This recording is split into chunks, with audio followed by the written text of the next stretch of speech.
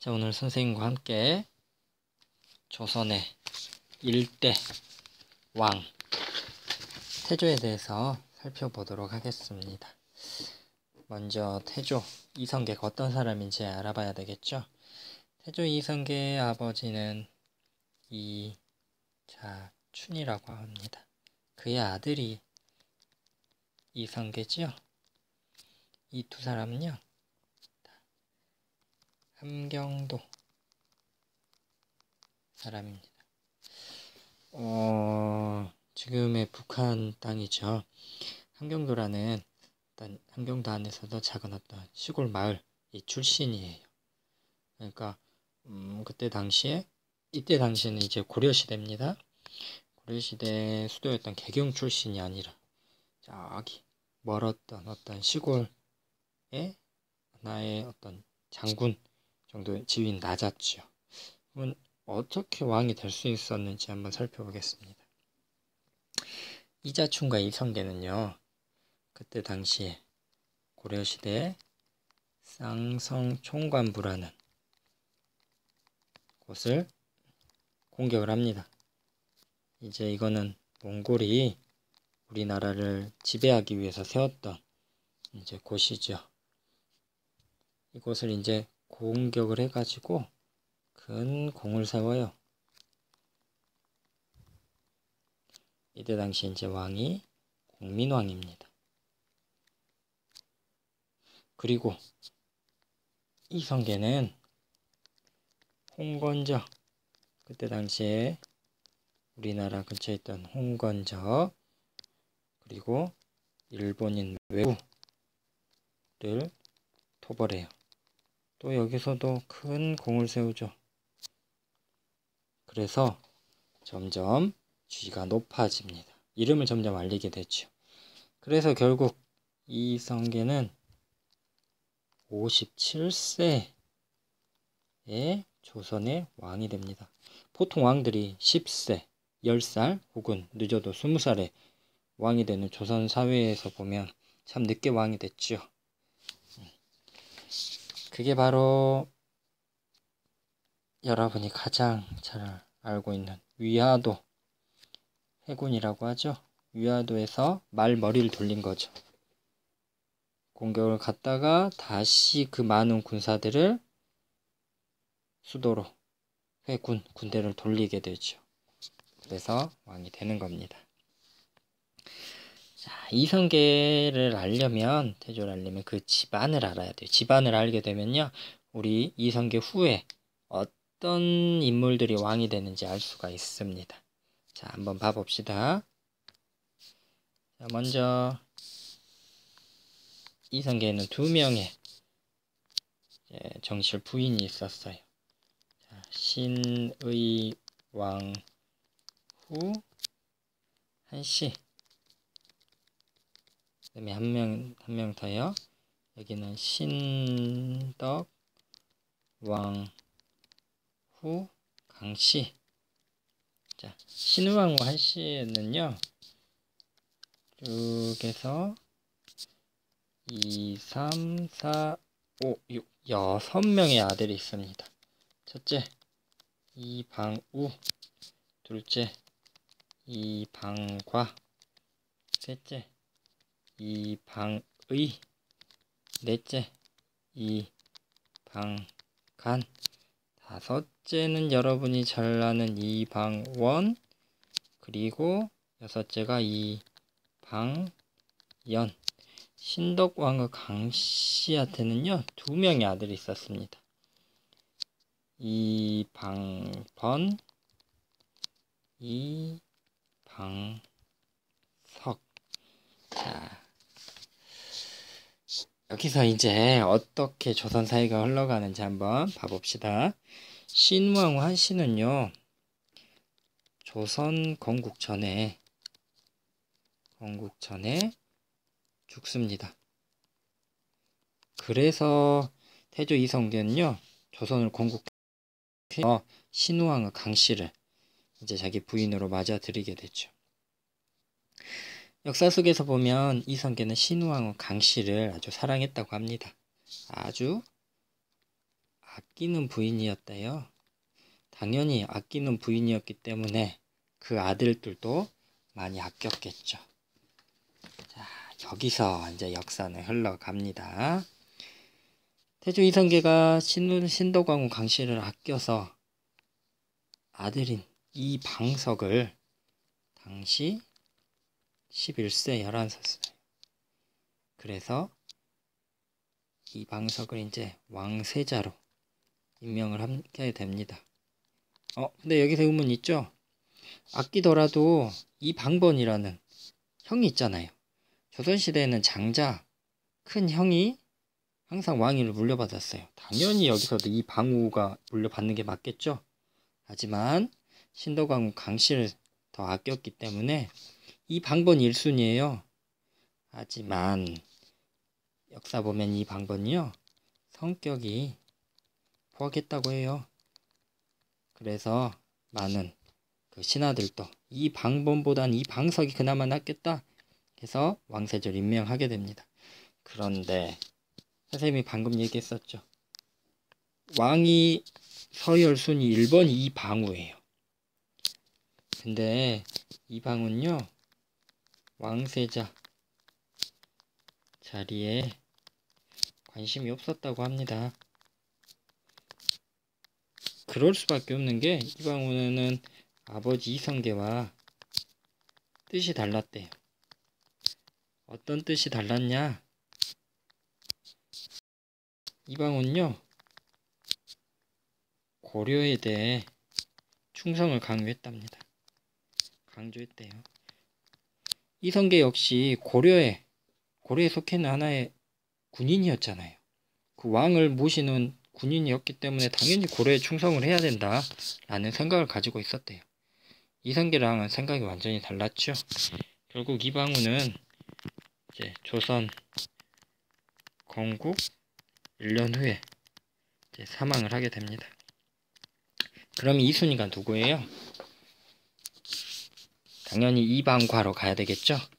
그래서 이방과는 2대 왕인 정종이 됩니다. 그런데 여기서 하나 더 의문이 있어요.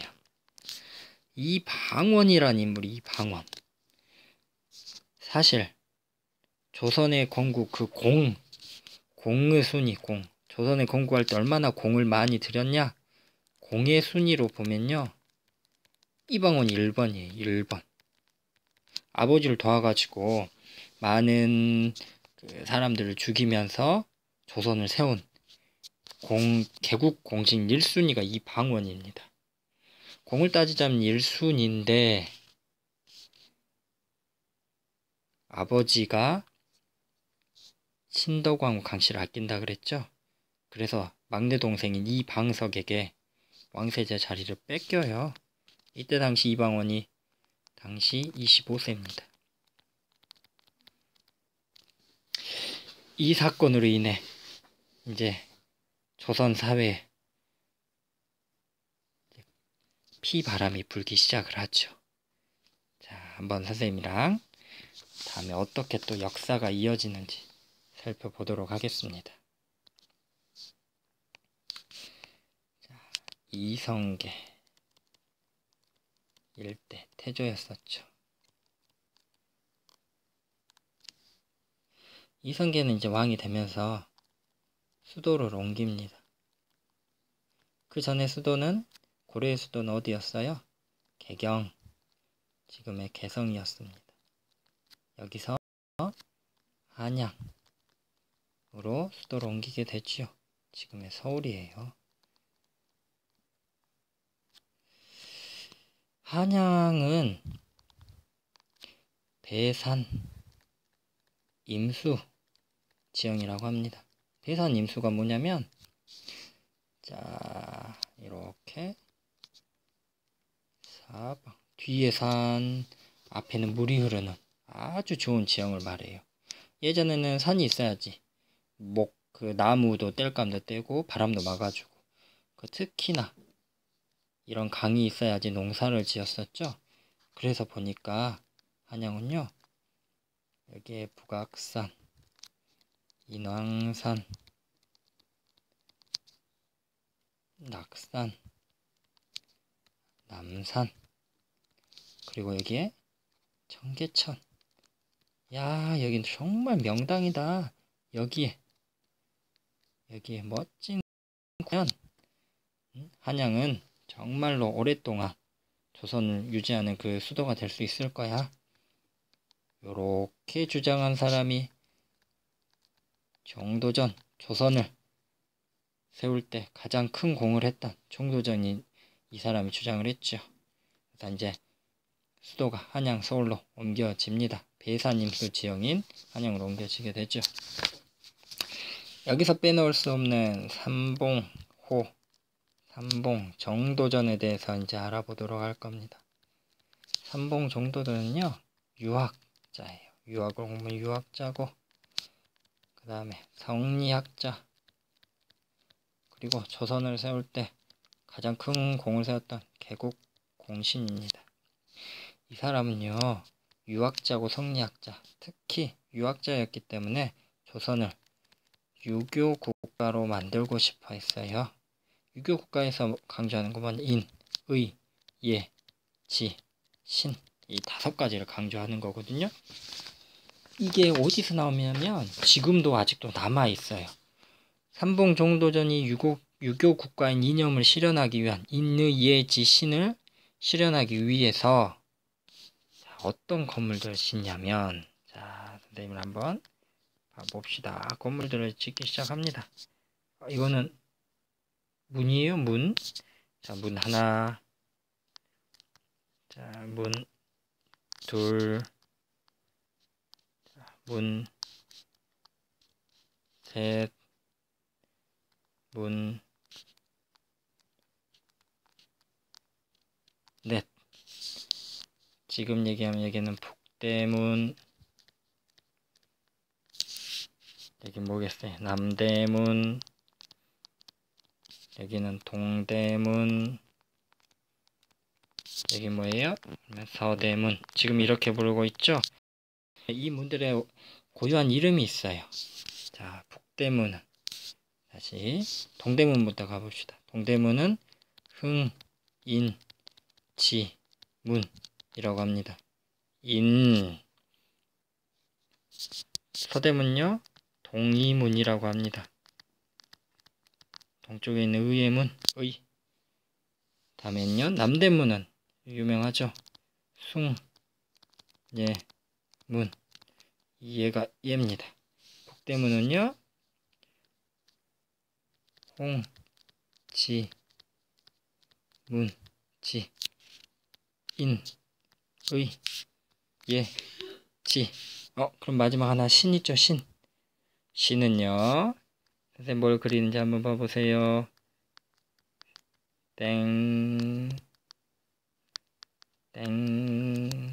뭐예요? 종이죠, 종.